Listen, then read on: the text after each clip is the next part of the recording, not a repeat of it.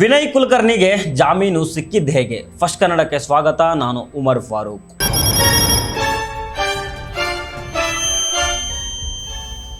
ಧಾರವಾಡದ high profile Yogesh Gowda murder ಕೇಸ್ನಲ್ಲಿ ಈಗ ತೀರಾ ಇಂಟ್ರೆಸ್ಟಿಂಗ್ ಮತ್ತು ಬಿಗ್ ಟ್ವಿಸ್ಟ್ ಸಿಕ್ಕಿದೆ.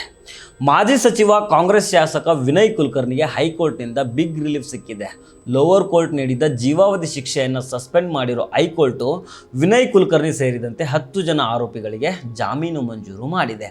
ಇದಿಷ್ಟೇ ಅಲ್ಲ, ಈ ಒಂದೇ ಒಂದು ತೀರ್ಪಿನಿಂದ ವಿನಯ್ ಕುಲಕರ್ಣಿ ಅವರ ಶಾಸಕ ಸ್ಥಾನ ಕೂಡ ಸೇಫ್ ಆಗಿದೆ. ಇನ್ನೊಂದು ಕಡೆ ಮೃತರ ಪತ್ನಿ ಮಲ್ಲಮ್ಮ ಅವರು ನೀಡಿರೋ ಸ್ಟೇಟ್ಮೆಂಟು ಇಡೀ ಕರ್ನಾಟಕ ರಾಜಕೀಯ ವಲಯದಲ್ಲೇ ತೀವ್ರ ಚರ್ಚೆಗೆ ಗ್ರಾಸ ಆಗಿದೆ. ಅಷ್ಟಕ್ಕೂ ಹೈಕೋರ್ಟ್ನಲ್ಲಿ ನಡೆದಿದ್ದೇನು, ಜಾಮೀನು ಸಿಕ್ಕಿದ್ದು ಹೇಗೆ, ಮಲ್ಲಮ್ಮ ನೀಡಿದ ಆ ಶಾಕಿಂಗ್ ಹೇಳಿಕೆ ಏನು, ಈ ಪ್ರಕರಣದ ಕಂಪ್ಲೀಟ್ ಕಥೆಯನ್ನು ಈ ವಿಡಿಯೋದಲ್ಲಿ ಡೀಟೇಲ್ ಆಗಿ ನೋಡ್ತಾ ಹೋಗೋಣ. ಈ ವಿಡಿಯೋವನ್ನು ಕೊನೆ ತನಕ ನೋಡಿ. ಆದರೆ ಅದಕ್ಕೂ ಮೊದಲು ನೀವು ಇನ್ನೂ ನಮ್ಮ ಚಾನಲನ್ನು ಸಬ್ಸ್ಕ್ರೈಬ್ ಮಾಡಿಲ್ಲ ಅಂದರೆ ದಯವಿಟ್ಟು ಸಬ್ಸ್ಕ್ರೈಬ್ ಮಾಡಿ.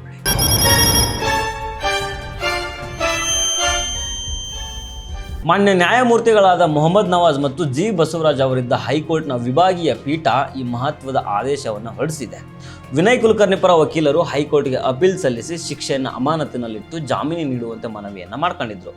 ವಿಚಾರಣೆ ನಡೆಸಿದ ಪೀಠ ಜೀವಾವಧಿ ಶಿಕ್ಷೆಗೆ ತಡೆಯಾಜ್ಞೆ ನೀಡಿ ವಿನಯ್ ಕುಲಕರ್ಣಿ ಸೇರಿದಂತೆ ಒಟ್ಟು 10 ಜನ ಆರೋಪಿಗಳಿಗೆ ಬೇಲ್ ಮಂಜೂರು ಮಾಡಿದೆ.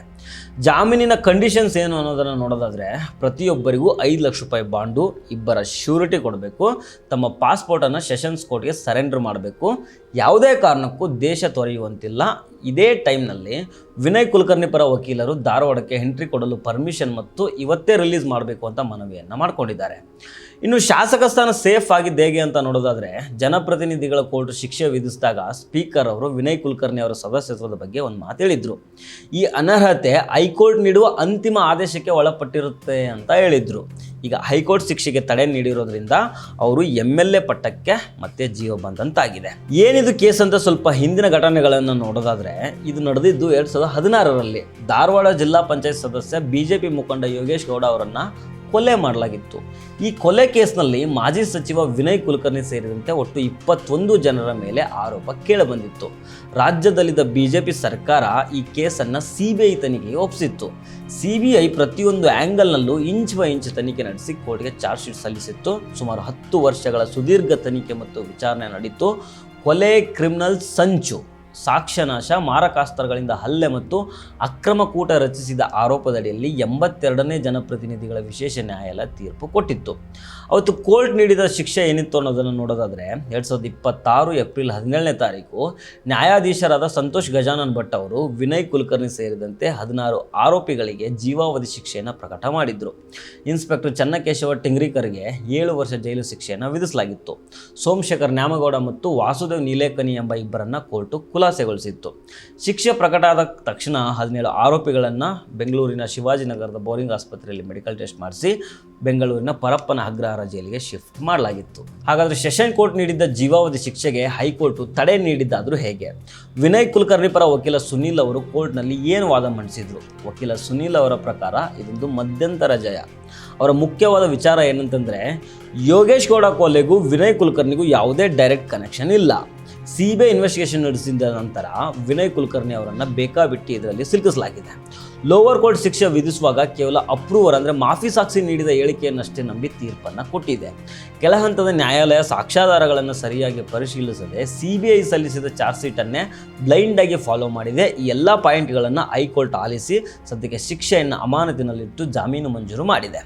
ಬಾಂಡ್ ಮತ್ತು ಶ್ಯೂರಿಟಿ ಪ್ರಕ್ರಿಯೆ ಮುಗಿದ ಮೇಲೆ ವಿನಯ್ ಕುಲಕರ್ಣಿ ಜೈಲಿನಿಂದ ಹೊರಗಡೆ ಬರಲಿದ್ದಾರೆ. ಇನ್ನೊಂದು ಕಡೆ ಈ ಜಾಮೀನು ತೀರ್ಪು ಹೊರಬೀಳ್ತಾ ಇದ್ದಂಗೆನೆ ಧಾರವಾಡದ ರಾಜಕೀಯ ಮತ್ತು ಕಾನೂನು ಅಂಗಳದಲ್ಲಿ ದೊಡ್ಡ ಹಲ್ಚಲ್ ಸೃಷ್ಟಿಯಾಗಿದೆ. ಯಾಕೆ ಗೊತ್ತಾ? ಮೃತನ ಕುಟುಂಬದಲ್ಲೇ ಈಗ 2 ವಿಭಿನ್ನ ದಾರಿಗಳು ಕಾಣ್ತಾ ಇದ್ದಾವೆ. ಯೋಗೇಶ್ ಗೌಡ ಅವರ ಸಹೋದರ ಗುರುನಾಥ್ ಗೌಡರು ಮತ್ತು ಹೋರಾಟಗಾರರು ಹೈಕೋರ್ಟ್ ಆದೇಶವನ್ನು ಪ್ರಶ್ನಿಸಿ ಸುಪ್ರೀಂ ಕೋರ್ಟ್ ಮೆಟ್ಟಿಲೇರೋದಕ್ಕೆ ರೆಡಿಯಾಗಿದ್ದಾರೆ. ಆದರೆ ಯೋಗೇಶ್ ಗೌಡ ಅವರ ಪತ್ನಿ ಮಲ್ಲಮ್ಮ ಮಾತ್ರ ಎಲ್ಲರಿಗೂ ಶಾಕ್ ಕೊಟ್ಟಿದ್ದಾರೆ. ನಾನು ಸುಪ್ರೀಂ ಕೋರ್ಟ್ಗೆ ಹೋಗೋದಿಲ್ಲ, ಈ ಕಾನೂನು ಹೋರಾಟದಿಂದ ಹಿಂದೆ ಸರಿತಾ ಇದ್ದೀನಿ ಅಂತ ಬಹಿರಂಗವಾಗಿ ಅನೌನ್ಸ್ ಮಾಡಿದ್ದಾರೆ. ಮಲ್ಲಮ್ಮ ಮಾಧ್ಯಮಗಳಿಗೆ ಹೇಳಿದ್ದೇನೆ ಗೊತ್ತಾ, ಈ ವಿಷಯದಲ್ಲಿ ನಾವೇನೂ ಹೇಳೋದಕ್ಕೆ ಸಾಧ್ಯ ಇಲ್ಲ, ಎಲ್ಲವೂ ಕೋರ್ಟ್ ಮತ್ತು ಜಡ್ಜ್ ಸಾಹೇಬರಿಗೆ ಬಿಟ್ಟಿದ್ದು. ಕೋರ್ಟ್ ತೀರ್ಪು ಮೊದಲೇ ಬೆಲೆ ಯಾರಿಗೂ ಗೊತ್ತಾಗಲ್ಲ. ನ್ಯಾಯಾಲಯದ ತೀರ್ಪೇ ಅಂತಿಮ. ಇದರಿಂದ ನಮಗೇನು ಹಿನ್ನಡೆ ಆಗಿದೆ ಅಂತ ನಾನು ಅಂದ್ಕೊಳ್ಳೋದಿಲ್ಲ. ನನಗೆ ನನ್ನ ಮಕ್ಕಳ ಎಜುಕೇಷನ್ನು, ಅವರ ಬ್ರೈಟ್ ಫ್ಯೂಚರ್ ಮತ್ತು ನನ್ನ ಕ್ಷೇತ್ರದ ಜನರ ಡೆವಲಪ್ಮೆಂಟ್ ತುಂಬ ಇಂಪಾರ್ಟೆಂಟು. ಅದಕ್ಕಾಗಿ ನಾನು ಈ ಲೀಗಲ್ ಫೈಟ್ನಿಂದ ದೂರ ಇರೋದಕ್ಕೆ ಡಿಸೈಡ್ ಮಾಡಿದ್ದೀನಿ. ಯಾರು ಎಷ್ಟೇ ಕೆಟ್ಟದ್ದು ಮಾಡಿದ್ರು ನಾನು ಅವ್ರಿಗೆ ಒಳ್ಳೆಯದನ್ನೇ ಬಯಸ್ತೀನಿ. ದ್ವೇಷ ಸಾಧನೆಯಿಂದ ಏನು ಸಿಗೋದಿಲ್ಲ ಅಂತ ಅತ್ಯಂತ ಶಾಂತಿಯುತವಾಗಿ ಹೇಳಿದ್ದಾರೆ. ಗಂಡನ ಹತ್ಯೆಯ ಕೇಸ್ನಲ್ಲಿ ಸ್ವತಃ ಹೆಂಡತಿನೇ ಹೋರಾಟ ಬೇಡ ಅಂತ ಹಿಂದೆ ಸರಿದಿರೋದು ಧಾರವಾಡದಲ್ಲಿ ತೀವ್ರ ಚರ್ಚೆಗೆ ಗ್ರಾಸ ಆಗಿದೆ.